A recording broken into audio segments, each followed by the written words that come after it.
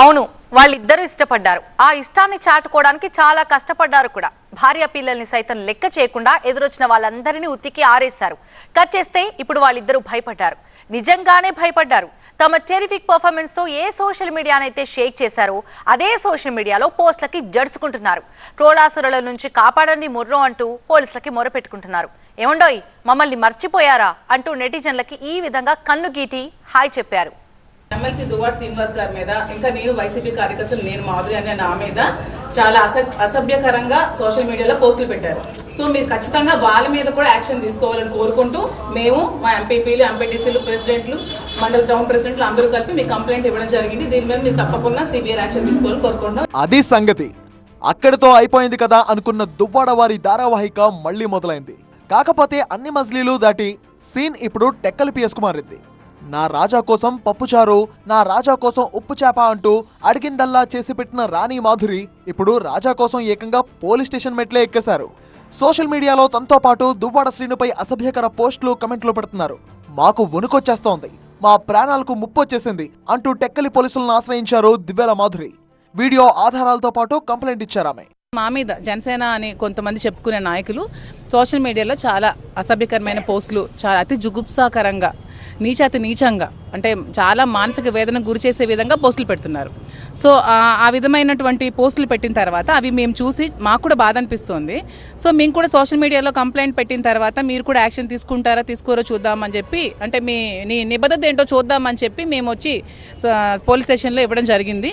మహిళలపై అసభ్యకర పోస్టులు పెడితే ఎవరినైనా వదలొద్దు, పార్టీలకు అతీతంగా జూలు విదిలించమని ముఖ్యమంత్రి చెప్పారుగా. ఇక కానివ్వండి, బాధ్యులపై చర్యలు తీసుకోండి, మీ నిబద్ధత ఏంటో చాటుకోండి అంటూ పోలీసులను ఉత్తేజపరిచారు మాధురి.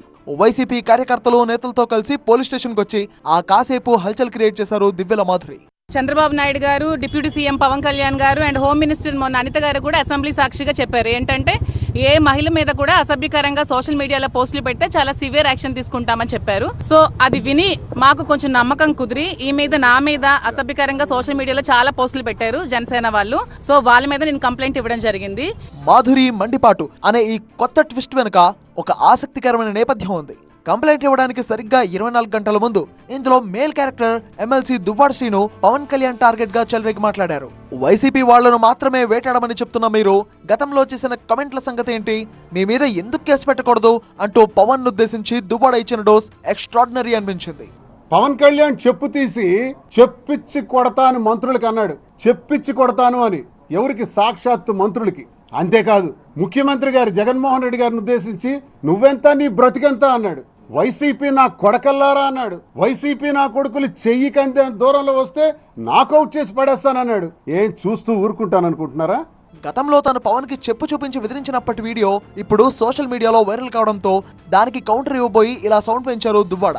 ఈ చర్యకు ప్రతిచర్యగా పవన్ ఫాలోయర్లు మరింత రెచ్చిపోయారు. ట్రోలింగ్ తాకిడిని తట్టుకోలేకనే పోలీస్ స్టేషన్ మెట్లెక్కారా, లేక ఇదంతా పకడ్బందీగా రాసుకుని అమలు చేస్తున్న స్క్రీన్ ప్లే అయి ఉంటుందా అనే డౌట్లతో మరింత ఇంట్రెస్టింగ్ గా మారింది దువ్వాడ సిరీస్.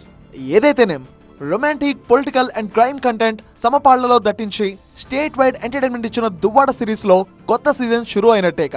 మొదట్లో వీళ్ళిద్దరి ప్రేమాయణంతో రక్తి కట్టించిన మెగా సీరియల్ ఇది. తర్వాత ఆస్తి తగాదాలతో కుటుంబం అంతా రచ్చకెక్కినప్పుడు వావ్ అనిపించే రేంజ్ లో నడిచింది. అవును, కలుస్తున్నాం, భవిష్యత్తులో కూడా కలిసే ఉంటాం, మీకేంటి నొప్పి అంటూ రెబల్స్ గా మారారు. పవిత్రమైన తిరుమల కొండపై రీల్స్ చేశారన్న ఆరోపణలు వచ్చాయి. ఇలా కొత్త కమర్షియల్ ఎలిమెంట్స్ తో నాన్ స్టాప్ ఎంటర్టైనర్ గా కొనసాగుతున్న miss Divvala and mister Duvvada cinema ఇప్పుడు ఇలా టెక్కలి పోలీస్ స్టేషన్ దగ్గర కొత్త మలుపు తిరిగింది. అయితే మాకేంటి అనే రేంజ్ లో ఇన్నాళ్లు భయమేంటో తెలియకుండా దూసుకెళ్లిన సిక్కోలు స్టార్ కపుల్ సడన్ గా ట్రోలర్లకు జడుచుకోవడం ఏంటి అనే సందేహాలు అటుంచితే దివ్యల మాధురి ఇచ్చిన కంప్లైంట్ ని టెక్కలి పోలీసులు లైట్ తీసుకుంటారా, లేక యాక్షన్ షురూ చేస్తారా?